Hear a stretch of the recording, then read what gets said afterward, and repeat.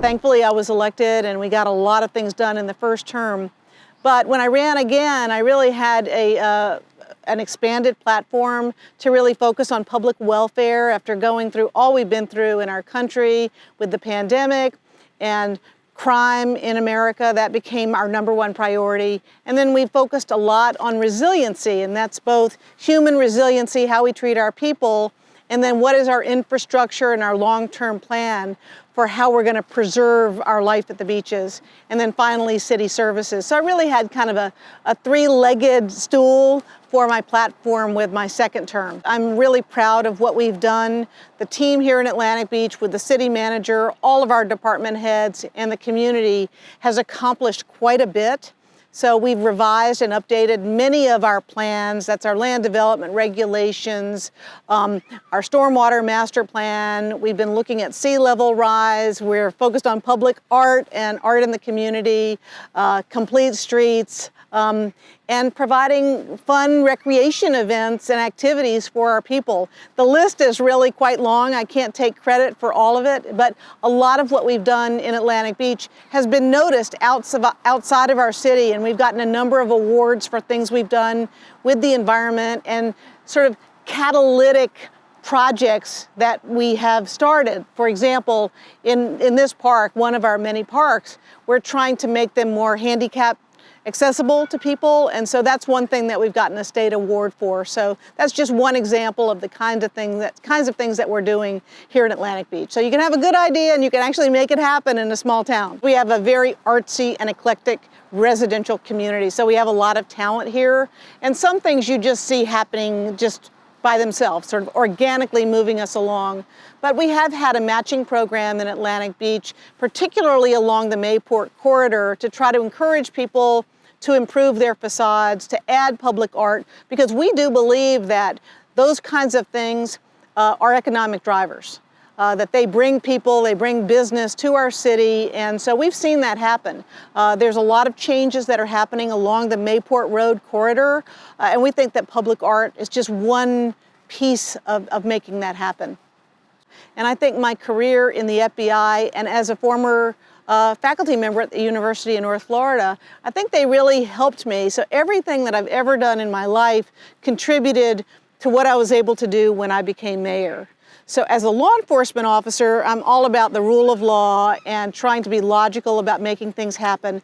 But in the FBI, it is supposed to be an apolitical organization, and that is the way that I worked for my career in the FBI. And so what I've brought from that is a nonpartisan approach to being a mayor of a small town. It won't work everywhere. I mean, there's some mayors that are very political. I'm not one of them. We run nonpartisan races here, and most of the work that we do in our city is really not about politics. I mean, people say, you know, potholes don't have parties, and that's really true. COVID and the pandemic were one example of something that became highly charged, highly political, and so I do believe that sort of bringing that nonpartisan approach to running a city has been good for the city. One of the people whose doors I knocked on said to me, she said, "I really like you because you're the glue that brings us together." And I really like that, because we don't have to be enemies with somebody that's in a different party. We can still work together on issues. I really do believe there's a lot of common ground. I think we sort of lost that sense over the last couple of years. And when I was elected, I thought, well, this is going to be harder than it was the first time to really build a community. But as time has passed, we've recovered from a lot of the wounds of 2020, and I think we're headed in the right direction. So in my career in the FBI, I was always one of just a few women among a lot of male agents, and so I was used to working around men. In those days, there were requirements for fitness and agility, and you'd have to be able to restrain people. Well, I don't have to do that anymore. So I can definitely say that as a mayor, I am as equipped as any man to do this job. And that certainly holds true for me and the other lady mayors at the beach.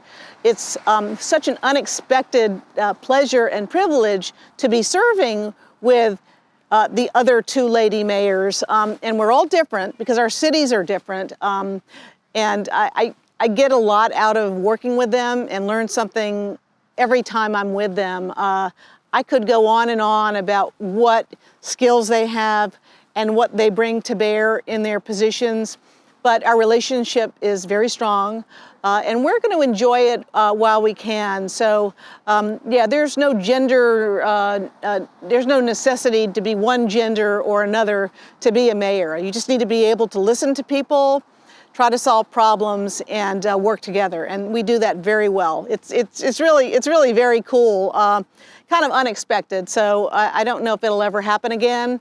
We'll just have to see. It's historic, that's for sure. Well, when I was teaching at UNF, I used to really love talking to my students about careers that they might want to get into. Largely that was law enforcement. And so now I'll meet with people, I'll talk to them about law enforcement careers, but I'll also talk to them about political careers. So I think the real key is to just work really hard at whatever it is you're doing. There's no one path to get to the next step, but do really well at whatever you do. Excel at it, be the best. Always know more than the people who are around you, because you can compensate for other deficiencies by knowing the most in the room. So that's one thing. And really you have to know yourself. I mean, I think it's very important to be settled in your views on things, to learn how to talk about them intelligently, research them, and then also you need to do a self-assessment. Some people might want to be this or want to be that, but then when they actually get in the role, they're really not well suited for it. So if you're in law enforcement and you're not ready to carry a gun and be in a shootout, it's not for you. So if you are a political person and you cannot handle being in a public setting and speaking publicly and being accountable for it, you probably need to think about doing something else. There's a lot of jobs to do in government. You don't have to be the elected official.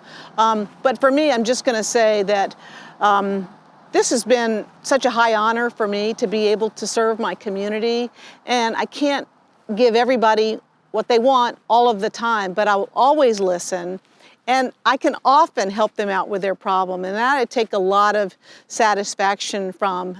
So I want to just say, finally, to be a strong woman, to be successful, I give a lot of credit to my parents, particularly my father, who really did teach me that I could be whatever I wanted to be. And I'm sure he'd be looking down, I'm sure he is looking down from heaven, and he's super proud that I can do this.